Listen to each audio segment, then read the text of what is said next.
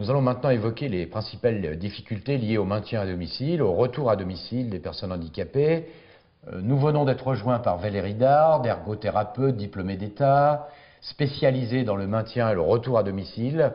Donc son point de vue va être évidemment enrichir complètement l'ensemble de notre opération.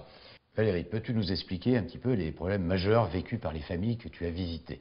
Donc là, en tant qu'ergothérapeute, nous sommes amenés à réaliser des visites à domicile afin de faire des préconisations pour aménager les logements. Et on va dire dans 90% des cas, les deux principales difficultés sont entrer-sortir de chez soi et la fameuse baignoire dans la salle de bain, devenue totalement inaccessible.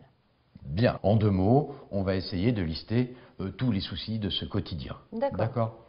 Alors, donc premièrement, oui. Rentrer chez soi. Bien sûr, la fameuse petite marche devant la porte, voir le seuil de la porte d'entrée, voir ce qui arrive la plupart du temps, les 10 marches menant au perron pour accéder à sa porte d'entrée, donc là, devenue inaccessible. D'accord. Bon, écoute, moi maintenant on est arrivé à la porte d'entrée, je te propose de rentrer dans la maison. Et là, quelles vont être les difficultés? Souvent, ça va être des largeurs de portes intérieures. Les portes de 63, on sait qu'en fauteuil, c'est pas possible. Ça va être des largeurs de couloirs. Ça va être des ressauts qui peuvent être présents dans la maison, petites marches ou autres. Pour continuer, donc, les fameux WC indépendants devenus inaccessibles pour une personne se déplaçant en fauteuil.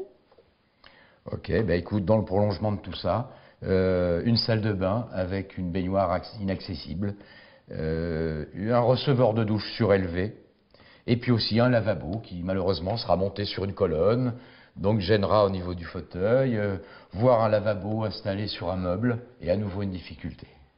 Alors, sortie des sanitaires, on rentre dans les pièces à vivre, notamment la chambre, qui devient trop étroite ou mal agencée.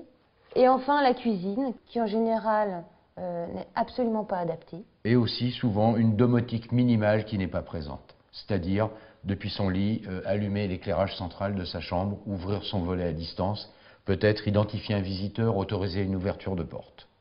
Alors 2 paramètres à ne pas oublier tout de même, que sont l'adhésion de la famille pour tous ces chamboulements dans leur espace de vie, et les conditions de travail des aidants, c'est-à-dire les aidants familiaux, conjoints, enfants, amis ou autres, et les professionnels, donc type auxiliaires de vie, qui viennent aider une personne devenue dépendante. À qui s'adresser et puis bien sûr, où sont les sous?